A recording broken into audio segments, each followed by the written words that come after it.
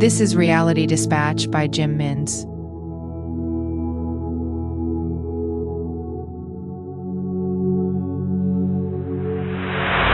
Nikos sat away from his favorite seat and over towards the very back of the cafe. George, the owner, did not notice until he saw the plumes of smoke emit from the corner table. Nikos sat alone, as was his wont and usual desire. He did not converse with the waitstaff or seek to engage with anyone who happened to be in the area or walking past at that particular hour. "Lunch, Nikos?" George asked. Nikos didn't look George in the eye and simply waved him off with his free hand as he took a drag with the other. In the kitchen, George kicked the back leg of Juan's chair. Juan had been reclining as he read the newspaper. It was customary for George to tolerate a relaxed attitude from his barista, but not when Nikos was around. This was because the famed writer would often bring his typewriter into the cafe to work on his manuscripts amongst the tranquility of a roaring Sicilian crowd. As a result, George was supplemented with secondary business from fans of Nikos's work who would inquire as to which table and chairs Nikos had sat at to craft such greats as Zorba the Greek. "What's with Nikos?" Juan asked as he steamed up the coffee machine. "No idea. Make his drink," George commanded. George was worried about Nikos, and it wasn't for superficial reasons, such as maintaining the man's business. He knew Nikos to be a fragile being, prone to bouts of company with the black dog for days, and sometimes weeks. As Juan finished the short black and placed it on a tray, George relieved him and took the drink over to the back wall himself.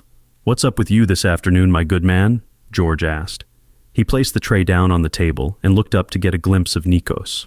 The writer was on his 8th cigarette, having already overloaded the ashtray. He had tears in his eyes. "Nikos, Jesus, are you okay?" George asked. "I am not he," Nikos began, "but I can see him, and I have witnessed him." Nikos attempted to explain, punching out another butt and lighting his next. George swayed in his stance, unsure what to ask next. "You may leave me, George. I appreciate the solace," Nikos instructed. "Okay, sir," George said obediently. "Yell out if you need."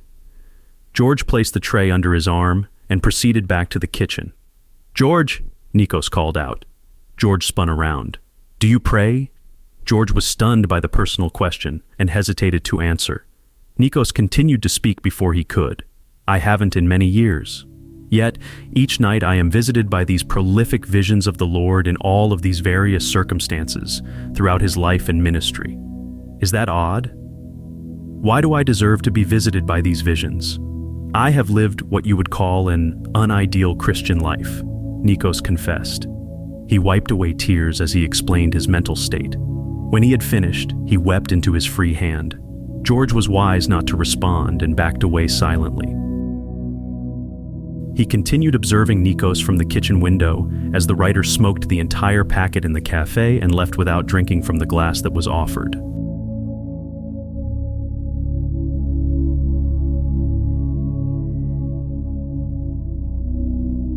For more stories of fact-based fiction, head to jimmins.substack.com.